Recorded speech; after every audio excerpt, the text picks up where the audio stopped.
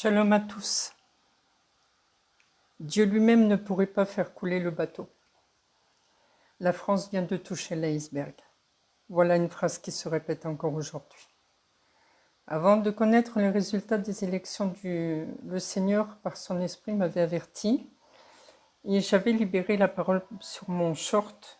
Les temps sont mauvais, parce que le Seigneur sonde les cœurs et les reins et connaissait déjà la destinée de cette nation de France et ce que le peuple allait choisir. Et Seigneur, je pensais que le peuple allait se réveiller de leur torpeur et je me suis trompée. Pardon, Seigneur, pour cette partie du peuple qui ne sait pas ce qu'il fait et où il va. Le Seigneur est en train de me préparer à des heures sombres. Pourquoi? Les élections sont passées, la nation de France vient de toucher l'iceberg. Oui, la France devient maintenant ingouvernable par l'élection de ce parti, du Front de gauche, qui inclut les insoumis.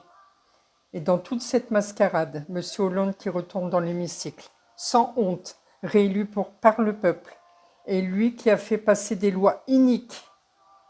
Et ce n'est pas fini. Gouvernement de l'Antéchrist qui se montre de plus en plus. Et croyez-moi, chrétiens, la persécution est à notre porte.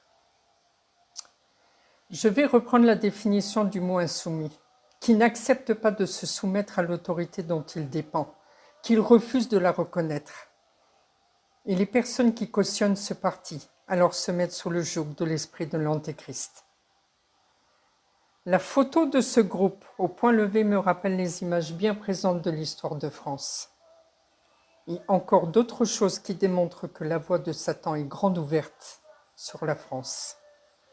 Et comme le cœur de Dieu, sa volonté parfaite, n'a pas été entendue dans ces élections, car Dieu laisse le choix à l'homme de choisir sa voie, et bien voilà, elle est toute tracée. Le bateau vient de toucher l'iceberg et la France va bientôt sombrer. La diabolisation du nouveau Front National a fait son effet, même les gens ont fléchi, ayant la peur des hommes plutôt que de la crainte de Dieu. Si vous, chrétiens, vous aviez voté pour ce parti et que la peur du Front National est passée par-dessus, alors vous n'avez rien compris et ne venez pas vous plaindre quand les temps vont s'assombrir. Je ne sais pas si vous vous rendez compte, mais nous aurions pu avoir un temps de répit, peut-être court, avec un redressement partiel des finances, une écoute certaine, des injustices redressées, une justice de fermeté avec l'élection de M. Jordan Bardella comme Premier ministre. Mais puisqu'il en est autrement, maintenant l'eau est en train tout doucement de s'infiltrer dans tous les compartiments du bateau. Les musiciens continuent à jouer. Ce pouvoir satanique en place va continuer à vous jouer une douce mélodie afin que leur plan s'accomplisse tout en douceur et amener le chaos au bon moment, car tout a été calculé. Ne vous inquiétez pas pour cela. Si vous pensez que l'on va couler des jours et vivre des jours heureux, c'est un leurre. Préparez-vous à des lendemains moroses. Préparez-vous à monter dans les chaloupes de Dieu, car les prophéties annoncées pour la France vont maintenant s'accomplir avec vitesse. Dernièrement, un député, M. Thomas Porte, député de la France insoumise, scandait dans Paris que les sportifs israéliens ne seront pas les bienvenus aux Jeux Olympiques à Paris, dont la cérémonie d'ouverture est prévue pour ce vendredi 26 juillet. Ce n'est qu'un début. Le peuple français, tous ceux qui ont élu les candidats du Parti de la France insoumise, se réveilleront un jour de leur aveuglement. Mais ce choix aura de graves conséquences comme le Titanic. Les chaloupes ne seront pas assez nombreuses pour tout le monde.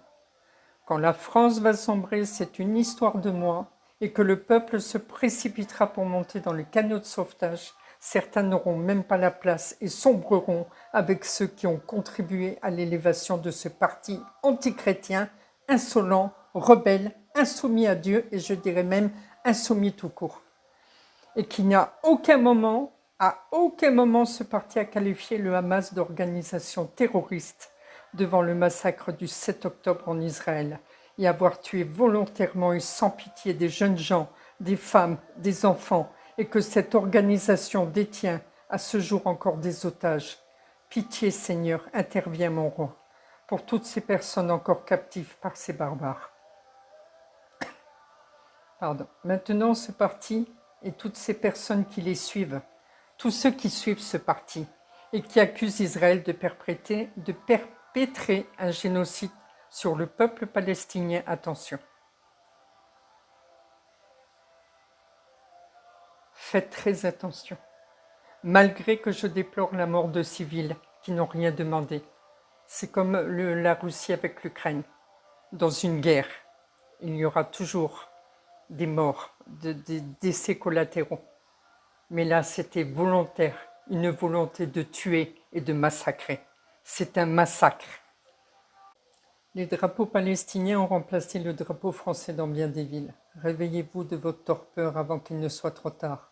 Satan qui se déguise en beau-parleur, en ange de lumière. Quand le masque va tomber et que Satan montrera son vrai visage, vous comprendrez trop ou tard que vous avez été leurré. Le Seigneur m'avait averti il y a 10 ans environ qu'une puissance d'égarement allait tomber sur tous ceux qui ont aimé le mensonge plutôt que la vérité. Vous pourrez lire dans 2 Thessaloniciens, chapitre 2, versets 10 à 12. Ils seront emportés par leur folie.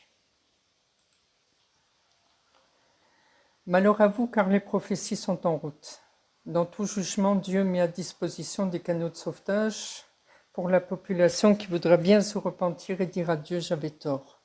Toi seul peux me venir en aide et abandonner entièrement sa vie entre ses mains à sa souveraineté. La vraie liberté avec le Seigneur, le reste, vous entendrez, n'est que mensonge. Je n'ai jamais été aussi libre que maintenant. Dans Jean, chapitre 3, versets 20 à 21, il nous dit « Si tu aimes la vérité en toutes choses et que tu la défends, alors voici ce que dit Jésus. Il nous dit « Car quiconque fait le mal est la lumière et ne vient point à la lumière, de peur que ses œuvres ne soient dévoilées. Mais celui qui agit selon la vérité vient à la lumière afin que ses œuvres soient manifestées parce qu'elles sont faites en Dieu. » Je ne suis pas venue pour parler politique et ce n'est pas ma voie. La mienne est de partager certains songes de Dieu pour la mise en garde et surtout la bonne nouvelle de Christ, celle que j'ai reçue il y a 20 ans et qui a complètement transformé ma vie. Maintenant, si le Seigneur décide de se taire, alors qu'il me guide pour vous donner des vidéos d'exhortation et d'enseignement pour tous ceux qui voudront avancer avec le Seigneur. Parce qu'il sait qui écoute, qui entend, qui agit. Je m'attends à toi pour ce réveil, Seigneur, qui arrive. Prépare tes enfants à cet esprit de puissance, cet esprit d'Élie qui va revenir et que tu vas déverser sur ceux que tu auras choisis et qui seront sanctifiés pour te servir pleinement. Gloire te soit rendue dans l'attente de ce réveil. Seigneur, viens au secours de tous ceux qui crieront à toi. Que tes anges soient envoyés à leur secours, dans leurs besoins, quand les ténèbres vont s'abattre sur cette nation. Je laisse la place aux prophéties que tu nous as données et qui vont s'accomplir avec grande vitesse. Dieu est amour, mais aussi un Dieu de justice, et son courroux peut être terrible, car il laissera Satan et ses agents faire ce qu'ils auront à faire. Car celui qui n'est pas soumis à Dieu et qui ne lui appartient pas est sous la coupe du diable, que vous le vouliez ou non. Pour ma part, j'ai changé de camp et je n'ai aucun regret d'avoir pris la voie éternelle, celle de mon éternité avec Jésus, une fois que j'aurai passé la porte de la mort. Gardons le cap et prions pour tenir ferme devant les tribulations à venir. Je vous ai laissé un lien sous ma vidéo du pasteur Daniel Vadini qui explique bien les résultats de ces élections et ce qui en découlera. Je vous conseille aussi une vidéo avec l'image d'un dragon noir dans ma playlist avertissement. Elle est d'actualité pour ces Jeux olympiques qui n'est rien qu'une mascarade politique et désastreuse pour ce pays. C'est les Jeux de la honte, tout simplement.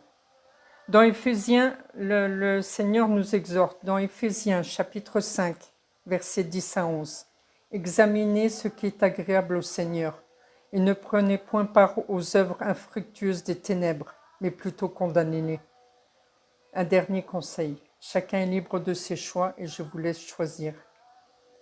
En son nom réside toute la gloire. Et je prie que tout genou fléchisse devant lui et que toute langue confesse le nom de Jésus-Christ, le Seigneur, le roi de mon cœur, avec lui l'espérance de la vie éternelle. Soyez bénis, à bientôt.